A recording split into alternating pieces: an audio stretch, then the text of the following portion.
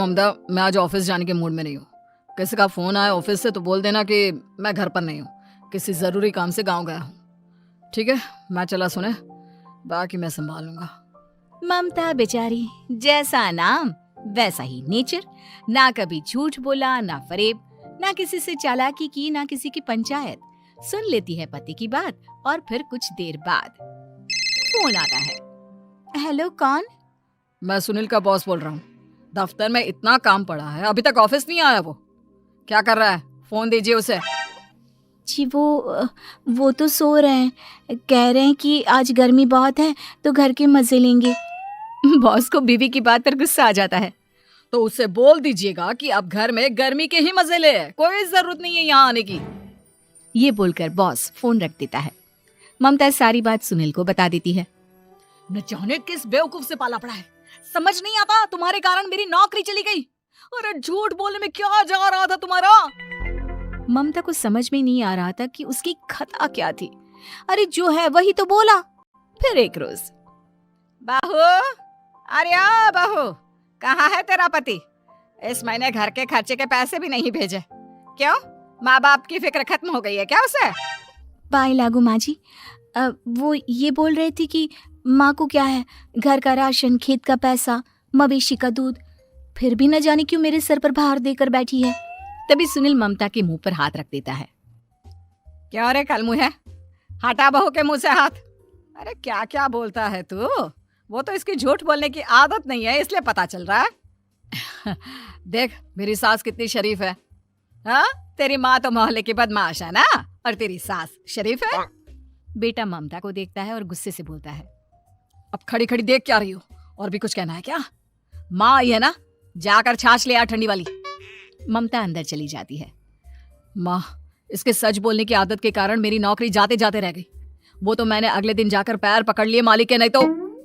सब जानता है बहू की आदत नहीं है झूठ बोलने की, तो तू शांत क्यों नहीं रहता? क्यों उसे झूठ बोलने को बोलता है? फिर एक रोज, बहू, जा अपनी पड़ोसन के पास और उससे बोल कि वो लाल वाली साड़ी जो उसने नए साल की पार्टी में पहनी थी, तुझे वो चाहिए। ना माँ जी, मुझे नहीं चाहिए। वैसे भी कल जिस शादी में जाना है ना, वहाँ के लिए तो मेरे पास काली साड़ी है।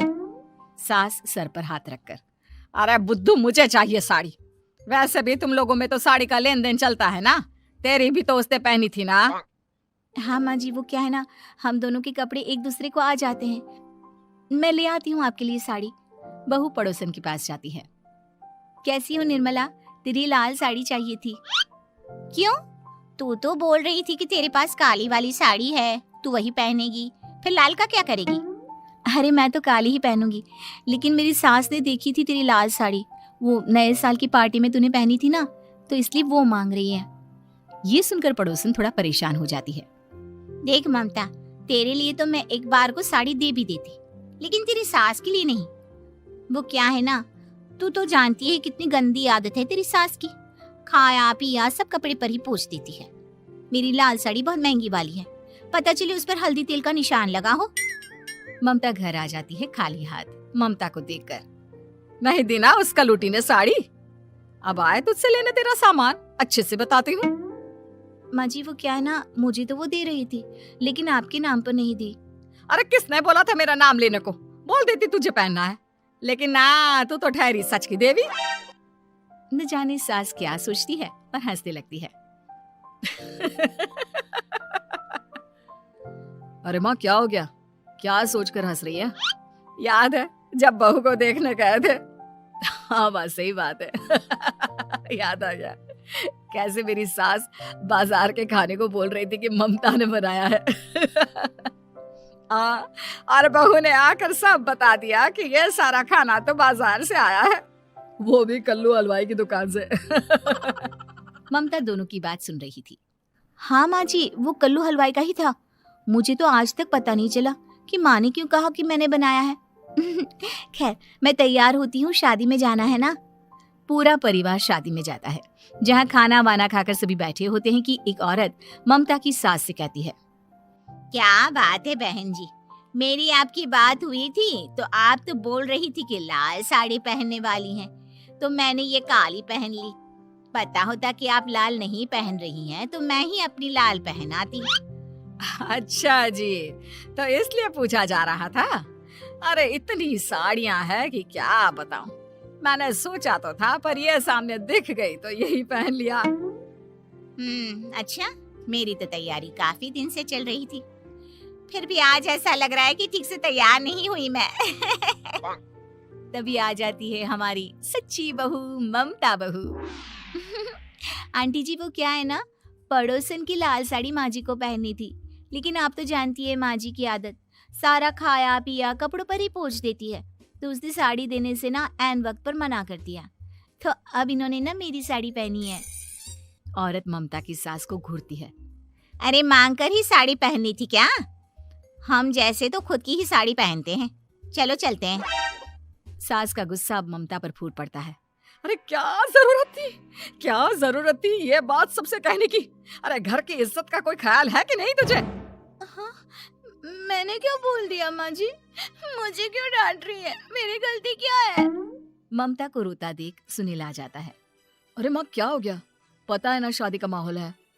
सास सारी बात बेटे को बता देती है। देख रहा है तेरी बहू का हाल। अरे इस लड़की को तो ये भी नहीं पता कि कब कहाँ क्या कैसे बोलना है। अरे लेकर जा इसे यहाँ से। सभी घर आ जाते हैं। सास का मुंह तो फूला ही रहता है कि एक दिन। चलो बेटा, बहुत दिन तुम लोगों के साथ रह ली, अब चलो।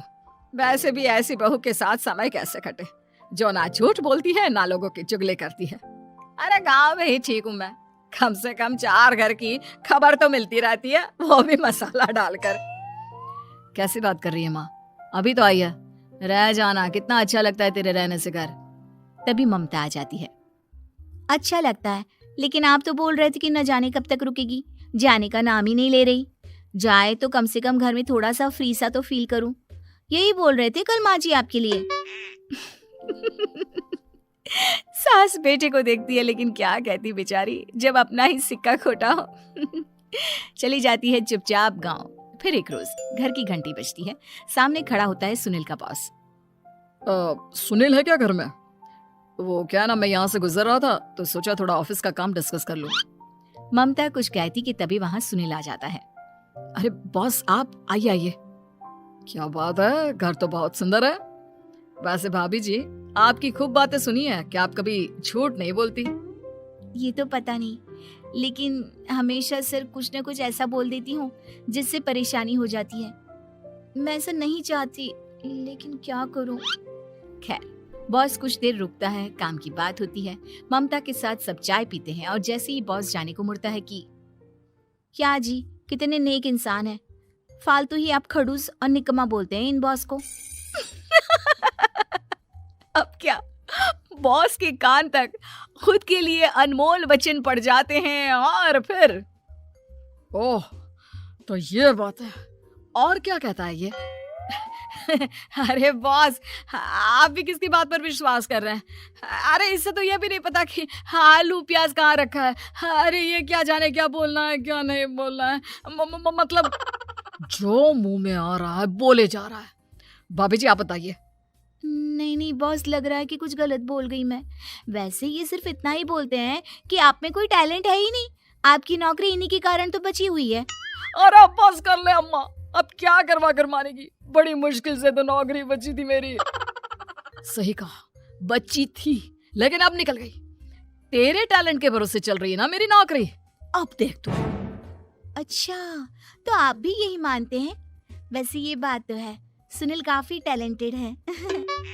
बस चला जाता है। सुनील सिर पकड़कर बैठ जाता है। माना सच बोलना एक अच्छी आदत है, लेकिन ममता आज का समय ऐसा नहीं है।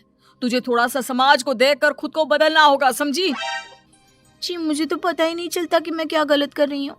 यकीन मानिए मैं जानबूझकर नहीं करती। सुनील सोच लेता है कि वो किसी न किसी तरह अपनी बीवी के इस भोलेपन का इलाज करके रहेगा, लेकिन सवाल ये कि कैसे का जवाब अब मिल जाता है। और फिर एक रोज ममता की माँ आती है।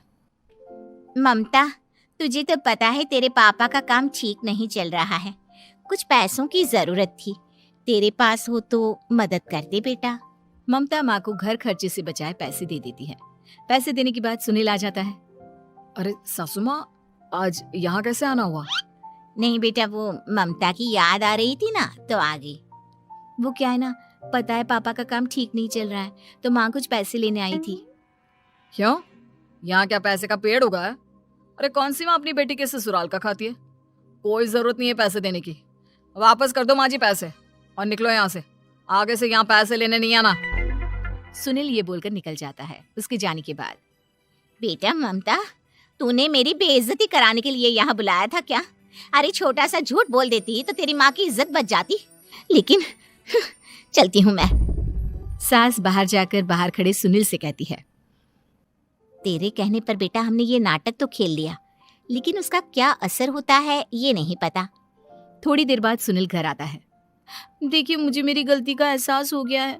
मैं समझ गई हूँ कि सच कितना सच होता है और उसकी कीमत आज के समय में बहुत बड़ी है। माफ करना, मैं आज से सच कभी नहीं बोलूंगी। क्या? कभी नहीं? फिर क्या, दोनों मियाँ बीवी खुश रहने लगते हैं क्योंकि बीवी को थोड़े से झूठ की आदत हो जाती है।